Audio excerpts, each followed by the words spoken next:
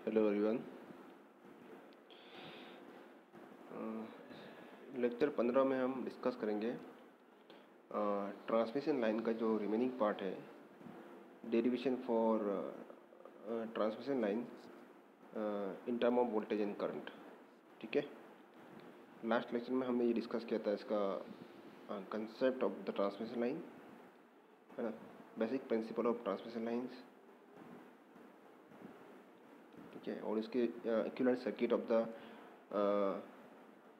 सब part of the transmission line, है ना, in term of the resistance, capacitance, conductance and inductance. ठीक है, and primary constants of transmission line का हमने ये भी डिस्कस किया था, है ना, कौन से प्राइमरी कॉन्स्टेंट्स होते हैं। Basic feature of transmission line का भी डिस्कस किया था हमने। ठीक है, अब इस जो लेक्चर है इसमें अपन एक डेरिवेशन करेंगे कि ट्रांसमिशन लाइन का जो वोल्टेज एंड करंट के टर्म में, है ना। तो सपोज एक छोटा सा ये ट्रांसमिशन लाइन का पार्ट है पी क्यू, ठीक है ना, शॉर्ट सेक्शन पी क्यू, है ना, ये ट्रांसमिशन लाइन का छोटा सा पार्ट है।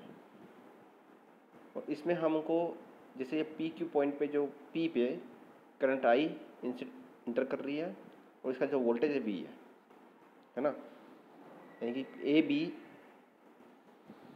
एक डिस्टेंस है ना, और ये डी एक्स क्या है, इन दोनों के बीच में गैप डिस्टेंस, छोटा सा पार्ट, है ना।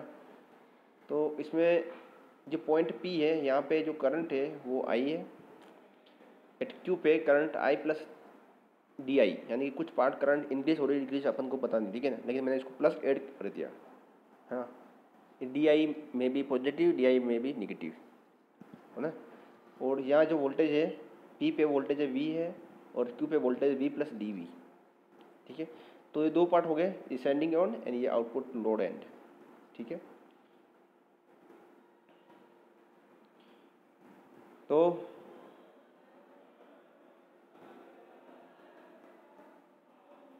वोल्टेज बिटवीन कंडक्टर, इसमें अपन को कुछ पार्ट अज्यूम करना है कि voltage between conductor can be assume to be constant while calculating current and voltage. ठीक है, इसमें अपन को ये अज्यूम करना है कि जो voltage between conductor can be assume to be constant, यानी दोनों के बीच में जो वोल्टेज होगा वो आपका कांस्टेंट होना चाहिए। Second, current in the line में भी consider as a constant while calculating voltage. ठीक है ना, देखो जब अपन करंट कैलकुलेट कर रहे हैं तो वोल्टेज को अपन को कांस्टेंट रखना है, और जब करंट को कैलकुलेट करना है तो करंट को तो अपन को वोल्टेज को कांस्टेंट कंसीडर करना है। ठीक है,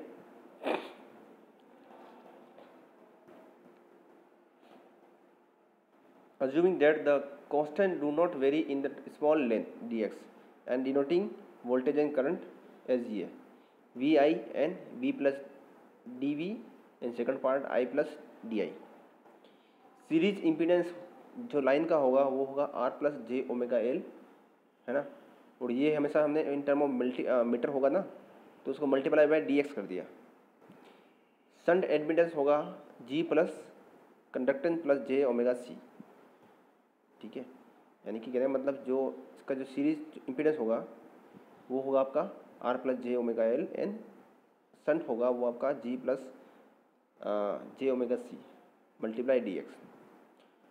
voltage along D X length, अपन को voltage along D X length calculate करना है, तो कैसे करेंगे, यानी कि आपको सोर्स पे अपन को ये कंसिडर करना कि जो सोर्स है वहाँ वोल्टेज मैक्सिमम होगा और डेस्टिनेशन में वोल्टेज कम होगा। तो क्या करना, V माइनस, यानी कि इसको माइनस ऐसे करना है, P पे जो वोल्टेज है V है, ये Q पे वोल्टेज क्या है ये वाला, तो P माइनस Q करना है। तो वोल्टेज क्या है, V minus V plus D V. ठीक है ना, इक्वल टू क्या होता है, वोल्टेज क्या होता है, इक्वल टू क्या था, आई आर होता है। ठीक है, तो आई की वैल्यू हमने क्वेश्चन कंसिडर किया है इसमें, ये ध्यान, इसमें अपन क्या कर रहे हैं, ये फर्स्ट लाइन में दे रखा है, सेकंड लाइन में जब आप करंट को कैलकुलेट करते हो तो वोल्टेज को कांस्टेंट कंसिडर करना है। तो इसमें आपका जो अपन इसमें अगर वोल्टेज कैलकुलेट कर रहे थे अपन को करंट को कांस्टेंट कंसिडर करना है। तो इसमें देखो ये वोल्टेज है तो इसमें करंट को कांस्टेंट क्या हुआ, I, throughout line I consider किया हुआ है, क्योंकि डी एक्स पार्ट है तो इसमें ज़्यादा करंट का वेरिएशन नहीं होगा। ठीक है, और मल्टीप्लाई टोटल क्या, जेड की वैल्यू कितनी है, आर प्लस जे ओमेगा एल। ठीक है, तो इसमें वी वी कैंसिल हो जाएगा तो माइनस डी वी बचेगा और एक I are plus J omega D X. ठीक है, ये हो गया अपना ये वाला part. Second similarly case for the current के लिए है ना, I minus I plus D we equal to V plus G J omega C है ना। तो आई इक्वल टू क्या होता है पता तुम्हें, आई इक्वल टू क्या होता है, वी जी होता है। वी यानी कि V voltage multiply admittance, admittance की वैल्यू कितनी दे रखी है, जी प्लस जे ओमेगा सी है ना। तो ये जो टर्म आएगा आपका आई डी एल नहीं minus D L equal to V plus G plus J omega C D X. ठीक है, ये एक क्वेश्चन बन गया। We work out mathematically as follow in arrive at variation of the v and I at distance x from the sending end। ठीक है, सो इसका हमने जो पार्ट था पहले वाला वोल्टेज का है ना, ये वाला, इसमें हम dx को नीचे की तरफ शिफ्ट कर दिया तो क्या dv बाई डी हो गया। देखो यहाँ dv by D minus R plus J omega L है ना, और मल्टीप्लाई करंट हो गया I। ठीक है ना, या अगर मैंने ये dx नीचे ले लिया dv बाई डी हो गया और minus i are plus J omega L है ना, और सेम करंट के लिए हमने यूज़ किया और इक्वल टू कर दिया इसके में। ये जो टर्म होती है इसको मान लीजिए जेड कंसिडर कर लिया और ये जो टर्म है इसको वाई कंसिडर कर, यानी कि ये इम्पिडेंस कंसिडर किया हुआ है और ये अपना वाई क्या है, अपना एडमिटेंस कंसिडर किया हुआ है। ठीक है, अब इन दोनों के इक्वेशन को डिफरेंशिएट किया वंस अगेन, यानी कि इसका सेकंड टाइम हमने डिफरेंशिएशन किया तो क्या हुआ, first D square D V है ना, D square D we by D x square. जो ये फर्स्ट वाला इंटीग्रेशन है डिफरेंशिएशन है और ये सेकंड वाला डिफरेंशिएशन है। तो ये टर्म मतलब कॉस्ट नहीं है तो आर प्लस जे ओमेगा है, जो टर्म रही आई वाली तो I D I by D x हो गया। ठीक है,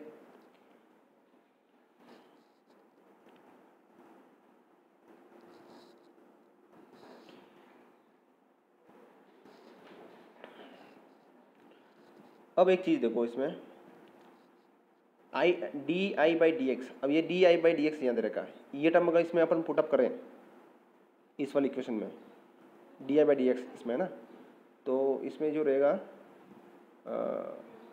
आर प्लस जे ओमेगा एल, हाँ मैम है ना, आर प्लस जे ओमेगा एल, फिर बाद में इसमें जो माइनस ये वाला टर्म है मैंने यहाँ पुटअप कर दिया। ठीक है, तो भी हो गया। तो जो टर्म इसको सॉल्यूशन करेंगे फाइनल रीअरेंज करेंगे तो R plus J omega L multiply G plus J omega C we.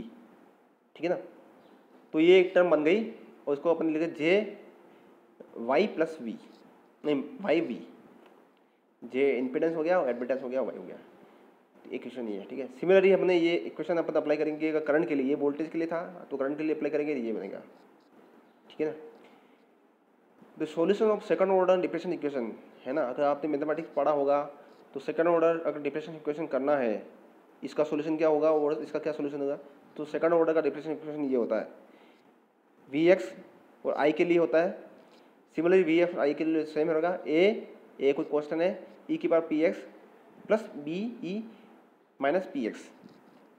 अब इसमें जो पी है ये आपका प्रोपोगेशन कांस्टेंट है, इसकी वैल्यू होती है पी स्क्वायर आर प्लस जे omega L multiply G plus जे ओमेगा सी। ठीक है, तो जेड वाई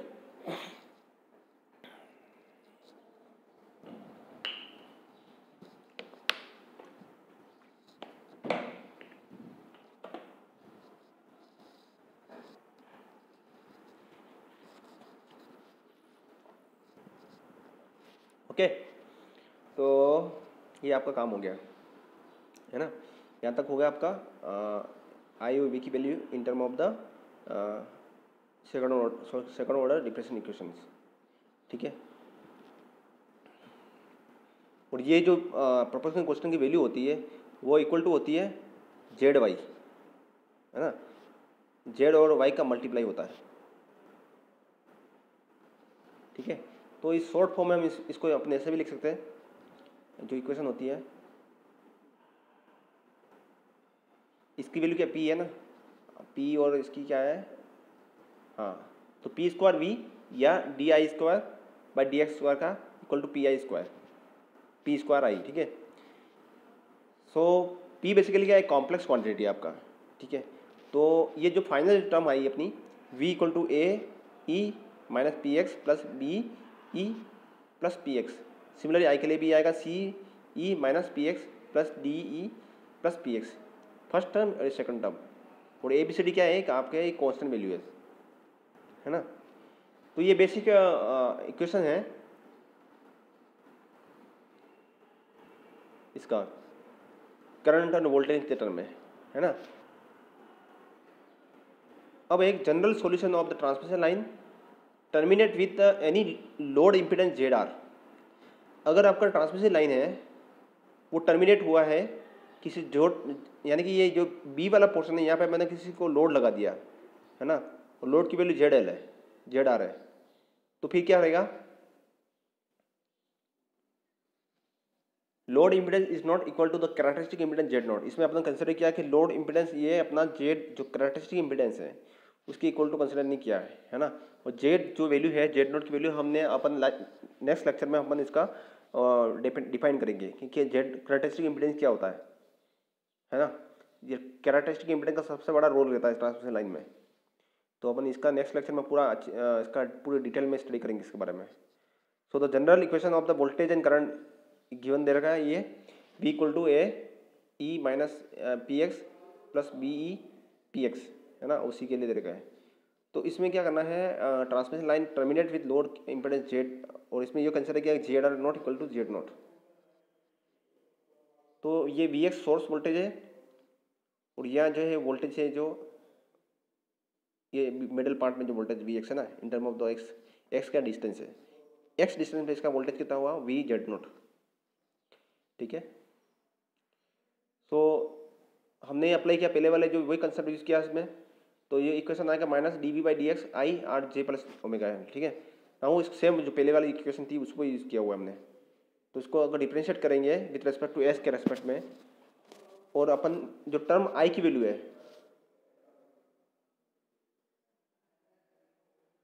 इक्वेशन नंबर 1.7 को हम डिफ्रेंशिएट करेंगे, इक्वेशन 1.7 को, तो क्या आएगा d we by D x a e, है ना, d we by D x a e power minus P x, है ना, और पी पी एक्स के रेस्पेक्ट में कर रहे हैं तो पी क्या कॉन्स्टेंट है वो मल्टीप्लाई हो जाएगा minus P plus B E plus power P x, है ना, ये पी पॉजिटिव मल्टीप्लाई हो जाएगा इसमें।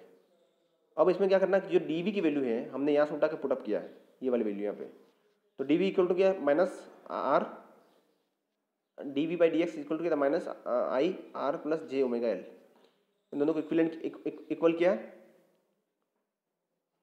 पी को सेपरेट किया है ना इसमें, और ये टर्म आ रही है आपकी I R J omega L, ठीक है। आई इक्वल टू क्या रहेगा इसमें P divide by are plus J omega L multiply A E minus P x minus B E plus P x, है ना, और पी की वैल्यू क्या है आर प्लस जे omega L multiply G plus जे omega C, है ना, ये आपकी पी की वैल्यू है, प्रोपोगेशन कांस्टेंट की वैल्यू, ठीक है। तो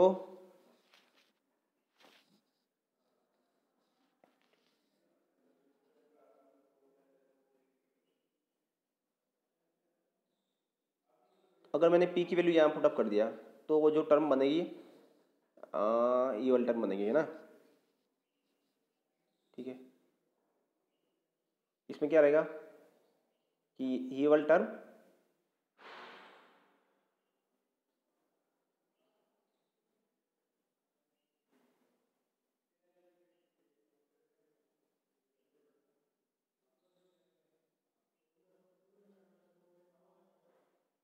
ठीक है ना, अब ये टर्म रूट में है ना, तो अगर ये मल्टीप्लाई इसका इसका अरेंज करेंगे, इसका ये वाला टर्म और ये टर्म का इसका एक रूट पार्ट कट जाएगा, इसमें रिमूव हो जाएगा, ठीक है।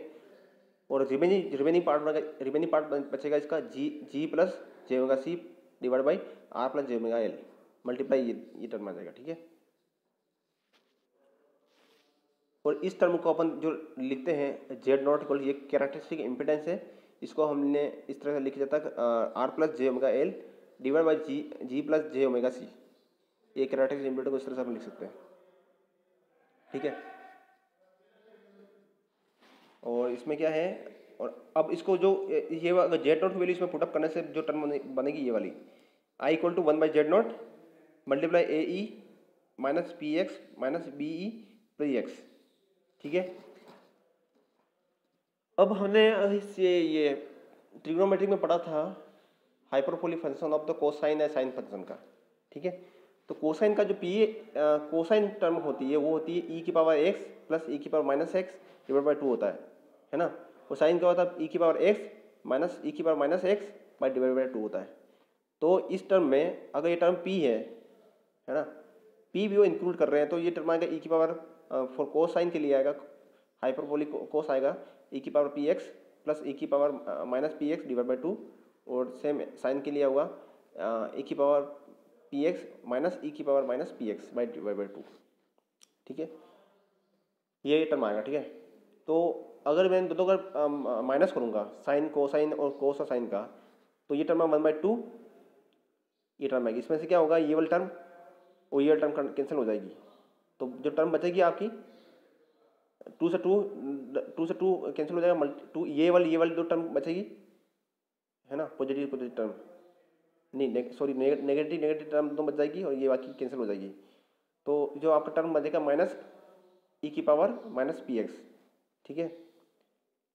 और अगर इसको मैंने ऐड करूँगा तो मेरा ये आएगा ई की पावर पी एक्स। ठीक है।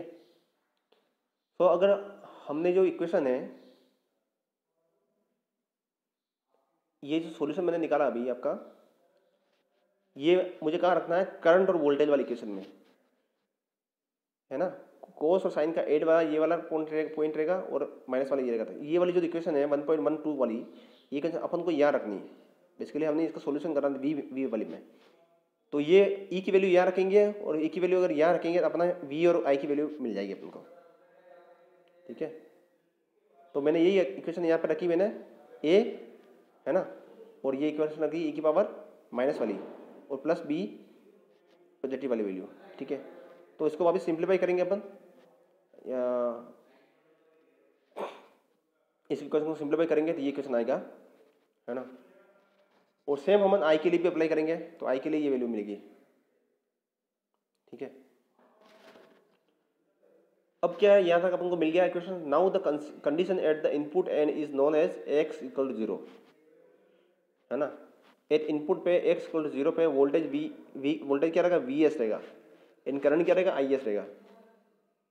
यानी कि इस वाली इक्वेशन में या x इक्वल टू यहाँ पे क्या 0 है, तो यहाँ वोल्टेज कितनी होगी, Vs होगा, और करंट कितनी होगी, Is होगी। ठीक है। तो इस केस में क्या होगा, इस केस में क्या होगा कि आपको ये वैल्यू पुटअप करनी है आपको है ना।